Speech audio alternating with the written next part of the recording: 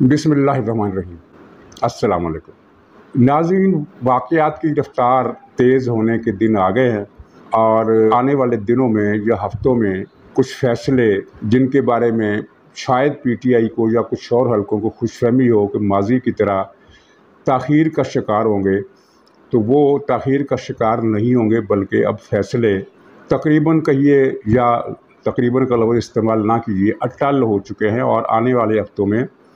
ہمیں عمران خان کی تین نااہلیاں نظر آ رہی ہیں۔ ایک توشہ خانے میں یہ نااہل ہوگا اور دوسرا فارن فنڈنگ کیس کے فائنڈنگ کے نتیجے میں یہ نااہل ہوگا، اور اس کے کاغذات نامزدگی جو اس نے 9 حلقوں میں داخل کرا رہا ہے، کچھ میں داخل کرا دیے، کچھ میں میرے خیال میں ابھی رہتے ہیں، ان کو بھی چیلنج کرنے کا فیصلہ کیا گیا ہے، اور چیلنج کرنے کی بنیاد فارن فنڈنگ کیس کی فائنڈنگ کو رکھا جائے گا کہ اس نے ماضی میں اپنے اثاثے چھپائے۔ تو یہ کاغذات نامزدگی مسترد کرنے کا بہت ہی ٹھوس جواز ہوگا، اس سے مفر اس کے لیے ممکن نہیں ہوگا، لیکن یہ فیصلہ حکومت کر چکی ہے۔ اب یہ وہ غور کر رہی ہے کہ کیا کاغذات نامزدگی مسترد کرانے سے کہیں یہ منفی پیغام تو نہیں جائے گا کہ حکومت عمران خان کا مقابلہ کرنے سے ڈرتی ہے۔ لیکن یہ عذر لنگ ہے، اس لیے کہ اگر پھر اس کا مطلب تو پھر یہ ہوگا کہ پھر آپ اس کو دوسرے کیسز میں بھی نااہل کرانے کی مخالفت کریں، کیونکہ یہ مطلب تو پھر وہاں بھی اپلائی ہوگا کہ جب آپ نے اپنے ایک حریف کو نااہل کرنے کی مخالفت نہیں کی جو کہ اس نے نااہل ہونا ہے، تو اس کا مطلب یہ ہے کہ آپ سیاسی میدان میں اس کا مقابلہ نہیں کرنا چاہتے۔ لیکن اس کا سیاسی میدان میں مقابلہ کرنے یا نہ کرنے سے تعلق نہیں ہے، جو جرم ہوا ہے اس کی سزا ملنی ہے، اور یہ بہانہ اگرچہ پی ٹی آئی کی طرف سے چھوڑا گیا تھا کہ نااہل کرنے کی روش ختم کی جائے، حالانکہ جب نواز شریف کو نااہل کیا گیا تھا اور کسی بنیاد کے بغیر کیا گیا تھا، عمران خان کو تو بہت زیادہ ٹھوس بنیادوں پر اگر اس کے الگ الگ کیسز میں نااہلی مقرر کی جائے تو یہ تو میرے خیال میں 50 سے زیادہ کاؤنٹ ہوگا اس کا نااہلی کا۔ تو نواز شریف کو کسی بنیاد کے بغیر، یعنی اس بنیاد پر کہ اس نے اپنے بیٹی کی فرم میں بطور ڈائریکٹر جو تنخواہ طے تھی وہ انہوں نے وصول نہیں کی تھی، تو اس جرم کی بنیاد پر کہ وصول کیوں نہیں کی جبکہ آپ وصول کر سکتے تھے، لہٰذا آپ نااہل ہیں۔ یعنی ایک بے بنیاد، بلا جواز، غیر قانونی، غیر آئینی، غیر اخلاقی،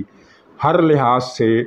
ایک ظلم اور زیادتی کا مظہر یہ فیصلہ تھا جس میں نواز شریف کو نااہل کیا گیا۔ تو عمران خان کے بارے میں تو ایسی کوئی بات نہیں ہے، یہ بات بالکل کلیئر کٹ ہے، واضح ہے کہ عمران خان نے اپنے اثاثے چھپائے اور خیرات کے نام پر چندہ وصول کر کے اسے پی ٹی آئی کے فنڈ میں ڈالا، بلکہ بعض کیسوں میں وہ خیرات کے نام پر وصول کیا گیا چندہ پی ٹی آئی کے فنڈ میں بھی ڈالا، بلکہ اپنی جیب میں ڈال لیا اور اپنی بہنوں کو بچا دیا، جنہوں نے آگے پھر وہاں امارات میں اور امریکہ میں بڑی بڑی بلڈنگیں، ملٹی سٹوری بلڈنگیں اور پلازے اور پتہ نہیں کیا کچھ کھڑا کر لیا۔ تو یہ عمران خان پر تو بے شمار الزامات ثابت ہوتے ہیں، اور یہ توشہ خانے کا ریفرنس یہ بھی اپنی جگہ پر بہت مضبوط کیس ہے۔ اچھا، اس کے بعد آگے کیا ہوگا؟ جو چیز عمران خان کو زیادہ ڈرا رہی ہے، پہلے یہ تھا، آج سے 3-4 مہینے پہلے تک عمران خان کو یہ خیال تھا کہ اول تو فارن فنڈنگ کیس کا فیصلہ آئے گا نہیں،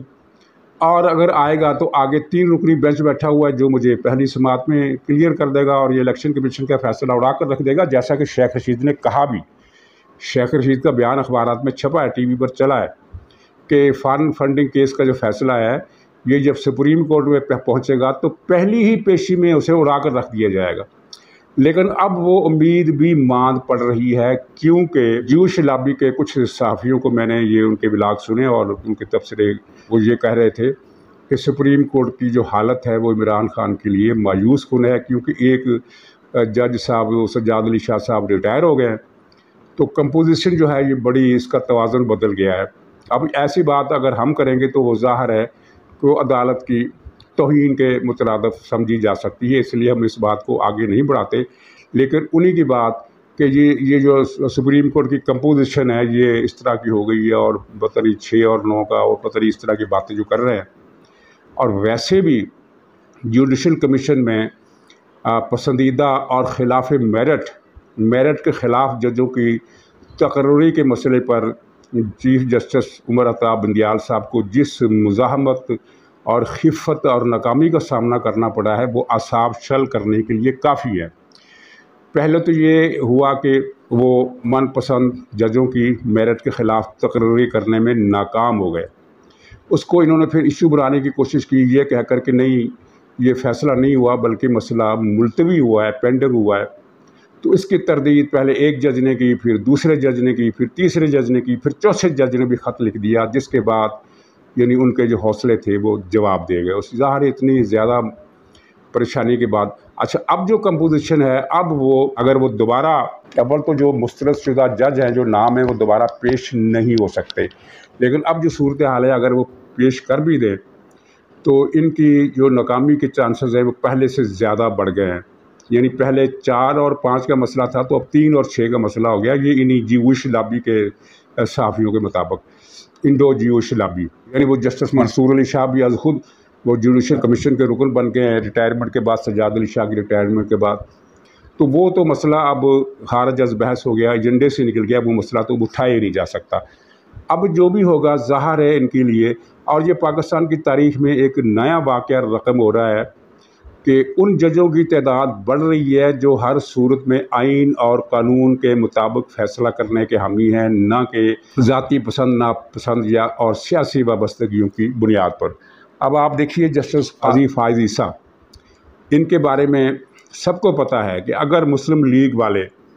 ان کی عدالت میں اپنا کو کیس لے کر جاتے ہیں اور کیس ایسا ہے جس میں مسلم لیگ نون کا موقف کمزور ہے یا وہ غلط بنیادوں پر لے کر جاتی ہے، تو فائز عیسیٰ صاحب کبھی بھی مسلم لیگ کو فیور نہیں دے سکتے، نہ دیں گے، چاہے بعد میں ان پر جتنی مرضی تنقید ہو۔ لیکن یہ جو 3 رکنی بینچ ہے، ہم نے دیکھا کہ انہوں نے ایک فیصلہ پی ٹی آئی کے حق میں اس لیے دیا کہ پی ٹی آئی کے لوگ باغی ہو گئے تھے، لہٰذا ان باغیوں کی رکنیت کینسل کر دی۔ دوسرا فیصلہ جب پی ٹی آئی کے حامی کچھ کاف لیگ کا اتحادی، ان کو جب یہ کہا گیا کہ آپ نے پارٹی پالیسی کے مطابق عمران خان کو ووٹ نہیں دینا، تو 3 رکنی بینچ نے ان کا ووٹ زبردستی عمران خان کے کھاتے میں ڈلوایا اور اس طرح پرویز الہی کو وزیر اعلیٰ بنایا۔ اسی لیے پرویز الہی کو کہا جاتا ہے کہ یہ نہ منتخب وزیر اعلیٰ ہے، نہ یہ سلیکٹڈ وزیر اعلیٰ ہے، یہ جوڈیشل وزیر اعلیٰ ہے، یعنی جن کو عدالت کے حکم پر وزیر اعلیٰ بنایا گیا۔ اور پھر پرویز الہی نے دیکھا آپ نے کیا کیا، مثلا وہ جو ڈکیت تھا عثمان بزدار، اس نے کو 550 یا 900 کنال اراضی کا فراڈ کیا تھا، اس کے خلاف ایف آئی اے کی تحقیقات جاری تھی۔ پرویز الہی نے آتے ہی وہ افسر بدلے اور اپنے افسر لگائے وہاں، اور ان کے ذریعے اتنی جلدی، یعنی ابھی پچھلے مہینے کیس فائل ہوا ہے اور آج آپ نے خبر پڑھ لی کہ عثمان بزدار کو اس کیس سے بری قرار دے دیا گیا۔ اب اس کے بعد جو ہے فرہ گوگی کو وہ بے گناہ قرار دیا جائے گا۔ فرہ گوگی کے خلاف سینکڑوں کیسز تیار ہیں، کچھ کیسز فائل کیے تھے، ان کی تحقیقات ہو رہی تھی، اور کچھ کیسز جو تھے بلکہ سینکڑوں کیسز تھے جن کی ابھی تحقیقات ہونی تھی۔ لیکن اب یہ جو کہنے کی بات ہے وہ یہ ہے کہ اب عمران خان کو کسی ریلیف کی توقع نہیں ہے، نہ تو اسے فارن فنڈنگ کیس میں کوئی رعایت مل سکتی ہے، نہ اسے توشہ خانہ ریفرنس میں کوئی رعایت مل سکتی ہے، نہ کسی اور کیس میں رعایت مل سکتی ہے۔ اور یہ جو ایک تصور بن گیا ہے کہ ٹھیک ہے مزاحمت ہو رہی ہے اور عمران خان کی لابی بہت طاقتور ہے، شہباز گل کو بری کرانے کے لیے، ضمانت پر رہا کرنے کے لیے کوششیں ہو رہی ہیں، اور یہ تصور دیا جا رہا ہے اور یہ تصور بن بھی رہا ہے کہ اس کو جلدی بری بھی کر دیا جائے گا، رہا بھی کر دیا جائے گا۔ لیکن ناظرین اگر ایسا کر بھی دیا جائے تو یہ کوئی آسان کام نہیں ہے، یہ خالہ جی کے باڑا نہیں ہے، معاملات آگے جائیں گے اور وہاں تک جائیں گے جہاں تک شہباز گل کو اور عمران خان کو توقع نہیں ہے۔ اچھا، ایک رائے یہ بھی آ رہی ہے کہ عمران خان نے یہ شہباز گل کا مسئلہ کیوں کیا۔ یہ تو ثابت ہو چکا ہے نا کہ شہباز گل کو اسکرپٹ جو تھا وہ عمران خان نے لکھ کر دیا تھا۔ ایک رائے یہ ہے کہ عمران خان ٹیسٹ کرنا چاہتا تھا کہ فوج کے بارے میں اس طرح کی بات کو اگر برداشت کر لیا گیا تو پھر اگلا حملہ کیا جائے۔ یہ بات طلعت حسین نے اپنے ولاگ میں کی ہے اور اس میں بالکل وزن ہے، بالکل وزن ہے۔ لیکن میں سمجھتا ہوں کہ یہ معاملہ اس طرح صرف اس حد تک محدود نہیں ہے، بلکہ یہ ایک کوشش تھی فوج کے اندر بغاوت پیدا کرنے کی، اور عمران خان کو توقع تھی، اس کے ملنے جلنے والوں نے عمران خان کی جو ایک پوری لابی ہے اس کو یقین دلایا تھا کہ اگر ایک کال دے دی جائے فوجی افسروں کو بغاوت کرنے کی، تو اس کال پر لبیک کہنے والے بہت سارے لوگ مل جائیں گے۔ یہ خوش فہمی یا غلط فہمی 100% غلط تھی، کیونکہ جن لوگوں نے یہ رائے دی وہ یہ سمجھ نہیں سکے کہ آرمی، دنیا کے کسی بھی ملک کی آرمی ہو، وہ ڈسپلن کے خلاف نہیں جا سکتی، اور بہت کم مثالیں ہیں جہاں ڈسپلن توڑا گیا ہے، اور وہ مثالیں ہمیں زیادہ تر ملتی ہیں مڈل ایسٹ میں۔ عراق میں ہم نے دیکھا ماضی سے مراد ہے کہ 1970 60 اور 50 کی دہائیوں میں وہاں ایسا ہوتا رہا ہے، فوج کے اندر میوٹنی ہوتی رہی ہے، ایک جنرل دوسرے جنرل کو مار کر اوپر آ جاتا رہا ہے۔ لیکن ہاں، اور پھر لیبیا ہے، ایک دو اور ملک ہیں، یا پھر لیٹن امریکہ میں شاید اس طرح کی ایک دو مثالیں موجود ہیں، لیکن یہ بہت کمزور ملک ہے۔ باقی ملکوں میں اس کی کوئی مثال نہیں ملتی، انڈیا ہو یا بنگلہ دیش ہو یا انڈونیزیا ہو یا امریکہ اور یورپ کے ملک ہوں یا دوسرے افریقی ملک ہوں یا ایشیا کے کوئی اور ملک ہو، اس کی مثال نہیں ملتی۔ اور ڈسپلن کے لحاظ سے ہر فوج بڑی تگڑی ہوتی ہے، چند ایک مستثنیات کو چھوڑ کر۔ اور پھر یہ بھی ہے کہ ڈسپلن کے اعتبار سے جن افواج کا، جن آرمیز کا معیار بہت سخت ہے، ان کی تعداد اگر 10 لگا لی جائے گا، یعنی 10 ملک جو ہیں وہ ٹاپ پر ہیں ڈسپلن کے حوالے سے، فوج کی ڈسپلن کے حوالے سے، تو ان 10 ملکوں میں سے ایک پاکستان بھی ہوگا۔ تو ایسے حالات میں یہ خیال کرنا کہ شہباز گل ایک تقریر کرے گا اور فوج بغاوت کر دے گی، یہ اگرچہ جہالت اور نادانی تھی، لیکن اس جہالت اور نادانی کے پیچھے عمران خان کی خباثت کو نظر انداز نہیں کیا جا سکتا۔ وہ یہ سنجیدگی سے سوچ کر منصوبہ بنائے ہوئے تھا کہ میں نے فوج میں میوٹنی کرانی ہے، اور اس میوٹنی کے نتیجے میں برسر اقتدار آ کر کوئی الیکشن نہیں، صدارتی نظام سیدھا، صدارتی نظام کے بعد تا حیات بادشاہت کا اعلان کر دے گا۔ خود کو مامور من اللہ تو اس نے بہت مرتبہ کہہ چکا ہے نا خود کو، کہ مجھے اللہ نے بھیجا ہے آخری پیغام رسان کے طور پر، اور قبر میں سوال پوچھا جائے گا تم سے کہ جب تمہارے پاس میں نے عمران خان کو بھیجا تو تم نے اس کی مخالفت کیوں کی، تم نے اس کی آواز پر لبیک کیوں نہیں کہا؟ اور کل ہی اس نے یہ کہا کہ مجھے اللہ تعالیٰ نے کلمے کے معنی سکھانے کے لیے، سمجھانے کے لیے بھیجا۔ اندازہ کرے یہ وہ شخص کہہ رہا ہے جو خود کلمہ سنا نہیں سکتا، جو خود کلمہ پڑھ نہیں سکتا، جو صلی اللہ علیہ وآلہ وسلم نہیں کہہ سکتا، جو خاتم النبیین نہیں کہہ سکتا، جسے ایاک نعبد و ایاک نستعین تو یاد ہے لیکن اہدنا الصراط المستقیم نہیں کہہ سکتا، جو الحمدللہ رب العالمین نہیں کہہ سکتا، جسے کبھی کسی نے درود شریف پڑھتے ہوئے نہیں دیکھا، جسے کسی نے نماز پڑھتے ہوئے نہیں دیکھا، اس کے برعکس ہزاروں کام کرتے ہوئے دیکھا ہے، وہ شخص کہہ رہا ہے قیامت کی نشانی نہیں ہے تو اور کیا ہے، وہ شخص کہہ رہا ہے کہ میں لوگوں کو کلمہ سکھانے کے لیے آیا ہوں۔ خیر، یہ تو بیچ میں جملہ معترضہ آ گیا۔ تو اس کی ساری بدعمالیوں کا حساب جو اس نے مسجد نبوی میں توہین کا پلان بنایا، جس میں اس کے ساتھ وہ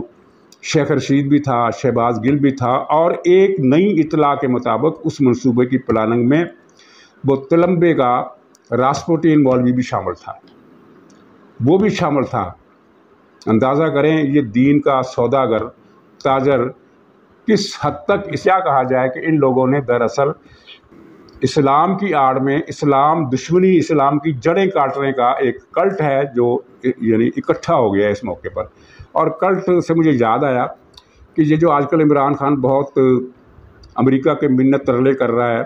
اور مسلسل امریکہ میں پی ٹی آئی کی لابی، پی ٹی آئی کو اس نے لگا دیا اس کام پر کہ امریکی حکام سے ملو اور میرے لیے رستہ پیدا کرنے کی کوشش کرو، اور یہ مسلسل صلاح مشورے اس کے جاری ہیں۔ تو اس نے اب جس کا بڑا گلگلہ ہے کہ اس نے ایک امریکن فرم ہائر کی لابیوں کے لیے، فینٹم گروپ، اس گروپ کے بارے میں یہ اب پتہ چلا ہے کہ دراصل یہ گروپ جو ہے یہ پاکستان کے ایٹمی ہتھیاروں، ایٹمی اثاثوں کے خلاف مہم چلاتا رہا ہے، اس بات کی مہم کہ پاکستان کو ان اثاثوں سے محروم کر دیا جائے کسی بھی طریقے سے، چاہے اسے پیسے دے کر محروم کیا جائے، چاہے فوج میں میوٹنی کرا کر کیا جائے، یا خانہ جنگی پیدا کر کے کیا جائے، یا معاشی تباہی کا شکار کر کے پاکستان سے ایٹمی ہتھیار واپس لے لیے جائیں۔ تو یہ جو فینٹن گروپ ہے یہ کام کرتا رہا ہے۔ تو آپ دیکھیے ناظرین کہ کس طرح قارورہ ملا ہے عمران خان کا فینٹن گروپ سے۔ عمران خان کا بھی پلان یہی ہے، میں 1.5 سال سے یہی بات کر رہا ہوں، اور بھی کافی ساتھی ہیں جو یہی بات کہہ رہے ہیں، لیکن اکثریت کا ماننا یہ تھا کہ عمران خان نے معیشت کو جو تباہ کیا ہے تو یہ نالائق ٹیم کی وجہ سے کیا ہے۔ جبکہ میرا اور کچھ اور ساتھیوں کا یہ شروع دن سے خیال رہا ہے کہ یہ معیشت کی تباہی ایجنڈے کے تحت پر ہوئی ہے، اور میں اس کے ثبوت کے لیے اپنے کچھ پرانے کالم بھی دکھا سکتا ہوں جو میں نے 5-6 سال پہلے لکھے تھے، عمران خان کی حکومت میں آنے سے پہلے لکھے تھے، 2014 کے زمانے میں لکھے تھے۔ میں نے ان میں یہ لکھا تھا کہ عمران خان کو جس ایجنڈے کے تحت برسر اقتدار لانے کی کوشش کی جا رہی ہے اور جو میرا خیال ہے کہ ناکام ہو گئی، یہ میں نے اس وقت لکھا تھا کہ ناکام ہو گئی لیکن وہ کامیاب ہو گئی۔ تو وہ ایجنڈا یہ ہے کہ پاکستان کو معاشی طور پر تباہ کر کے اسے اس حالت پر پہنچا دینا کہ جس کے بعد پاکستان خود عالمی طاقتوں سے کہے کہ ٹھیک ہے آؤ ہمارے ایٹمی ہتھیار لے جاؤ اور اس کے بدلے میں ہمیں اتنا پیسہ دے دو کہ ہم سروائیو کر جائیں۔ اور یہ اس کے بعد پھر اسی ایجنڈے کے تحت پاکستان کو معاشی طور پر تباہ کر دیا گیا۔ یہ جو ہم باتیں کرتے ہیں نا کہ پاکستان کو سری لنکا بنانے کی کوششیں کی جا رہی ہیں، انشاءاللہ وہ اس معنوں میں کامیاب نہیں ہوں گی، لیکن جس طرح معیشت کا دیوالیہ عمران خان نے ایک پلاننگ کے تحت نکالا، در حقیقت پاکستان معاشی طور پر 2018 اور 2019 میں ہی سری لنکا بن چکا تھا۔ یہ تو اب ایک کنٹرول ہوا ہے۔ کنٹرول سے مراد یہ ہے کہ زوال کی طرف لڑکتی ہوئی معیشت کی گاڑی کو بریک لگے ہیں، یہ واپس آنی شروع نہیں ہوئی ہے، یہ ابھی زوال کی منزل میں ہے لیکن بریک لگ گئی ہے کہ مزید تباہی نہ ہو۔ آپ اندازہ کریں کہ ڈالر کی قیمت نیچے آ گئی، سٹاک مارکیٹ مستحکم ہو گئی، کاروبار تھوڑے سے چل اٹھے، لیکن ابھی تک عام آدمی کو کوئی فائدہ نہیں ہو رہا، بلکہ اس کے لیے مہنگائی دن بدن بڑھتی جا رہی ہے۔ بجلی کے بل کہاں سے کہاں پہنچ گئے۔ ایک اوسط آمدنی کا شخص جو ہے وہ تقریباً اپنی ساری تنخواہ بجلی کے بلوں میں اور گیس پانی کے بلوں میں، مکان کے کرائے کے مد میں دے دیتا ہے، اس کے بعد وہ کنگلا ہو جاتا ہے، نہتہ ہو جاتا ہے، اس کے پاس کچھ بھی نہیں رہتا۔ اس میں کچھ شہباز حکومت کی نالائکی بھی شامل ہے، کیونکہ شہباز حکومت سے جو توقع تھی وہ پوری نہیں کر سکی، اور کچھ زیادہ حصہ اس بات کا بھی ہے کہ معیشت کو اتنا زیادہ تباہ کر دیا عمران نے کہ اب اس کو سنبھالنے کے لیے بھی ایک ٹائم چاہیے، آہستہ آہستہ ٹائم لگے گا۔ تو دوسرا نقطہ اس کا یہ تھا، ایک تو یہ معیشت کی تباہی، دوسرا نقطہ یہ تھا کہ انارکی معاشرے میں جو ناکام ہو گئی اس کی کوشش، کیونکہ اس کے ساتھی، اس کے ووٹر، اس کے حامی اس بات کی، میں تو پہلے دن سے کنونس رہا ہوں اس بات کا، اور اب بھی چیلنج کرتا ہوں جو اس بات کو نہیں مانتے، کہ عمران خان کا جو اسٹریٹ فورس ہے وہ کبھی بھی سڑکوں پر بحران پیدا کرنے کے قابل نہیں ہو سکتے۔ یہ 2014 سے ہم نے دیکھا ہے۔ ایک میلہ لگاتے ہیں ایک خاص جگہ پر، ایجیٹیشن کی سیاست میں جو بنیادی شرط ہوتی ہے وہ جلسے نہیں ہوتی، یہ غلط فہمی ان کو دور کر لینی چاہیے۔ جلسے 20 کے بجائے 40 کریں، 50 کریں۔ ایجیٹیشن کی سیاست میں جلوس امپورٹنٹ ہوتے ہیں، مظاہرے، احتجاجی مظاہرے، ہڑتالیں اور اس طرح کی چیزیں، جس طرح 77 میں ایک موومنٹ چلی، پھر اس کے بعد بے نظیر کے دور میں مسلم لیگ نے ایک تحریک چلائی، قادیانیوں کے خلاف ایک تحریک چلی، ختم نبوت کی تحریک چلی، اور کئی تحریکیں پاکستان میں چلتی رہی ہیں۔ یہ تحریکیں 3-4 دن تک چلتی رہیں تو پھر معیشت کی نبض ڈوبنے لگتی ہے، پھر کاروبار حکومت جو ہے وہ گڑبڑ ہو جاتا ہے، اس میں بہت سارے مسائل آ جاتے ہیں، اور عمران خان یہ کرنے کے قابل نہیں ہے۔ یہ ہر روز ایک جلسہ کر سکتا ہے، ہر روز یہ 3 جلسے بھی کر سکتا ہے، یہ مہینے میں 30 جلسے بھی کر سکتا ہے، مہینے میں 90 جلسے بھی کر سکتا ہے، لیکن اس کی پارٹی ایجیٹیشنل پالیٹکس کی طرف نہیں جا سکتی، ان میں اتنی صلاحیت ہی نہیں ہے۔ بہرحال یہ دوسرا ایجنڈا انارکی کا تھا، اور تیسرا ایجنڈا جو تھا وہ تھا فوج میں میوٹنی کا، وہ اس پر اس نے عمل درآمد کا آغاز کیا۔ اس پر مزید بحث کی ضرورت ہے کہ شہباز گل کی تقریر پہلا اسٹیپ تھا، یہ لٹمس ٹیسٹ تھا یا کچھ اور تھا، لیکن یہ طے ہے کہ اس کے 3 نکات کا جو پاکستان کو تباہ کرنے کا جو 3 نکاتی ایجنڈا ہے، اور یہ تو اب ثابت ہو چکا ہے کہ یہ یہودیوں کا گماشتہ ہے۔ یہ جو گروپ ہے، اس کا فینٹس گروپ جو ہے لابیوں کے لیے، یہ پاکستان کے ایٹمی پروگرام کے خلاف مہم چلاتا رہا۔ اس کے بعد کیا رہ گیا جب اس کا اتحاد اس سے ہو گیا، اور اب تک اس نے جو کچھ کیا ہے وہ کیا کیا؟ مرزا مسرور کے ساتھ اس کے تعلقات، لندن کے میئر کے حوالے سے وہاں زیک جو تھا گولڈ سمتھ، اس کی جس طرح کمپین چلائی، وہ زائونسٹ یہودی ہے، وہ نارمل یہودی نہیں ہے۔ تو بہرحال اطلاع آپ کو یہ دینی تھی کہ اب اس کی نااہلی یقینی ہے، اور نااہلی کے بعد اس کو ریلیف ملنے کی کوئی صورت نہیں رہے گی۔ ناظرین، یہ تھی آج کی اطلاع، اس کے ساتھ ہی مجھے اجازت دیجیے، انشاءاللہ اگلے بلاگ میں پھر ملاقات ہوگی، تب تک کے لیے خدا حافظ۔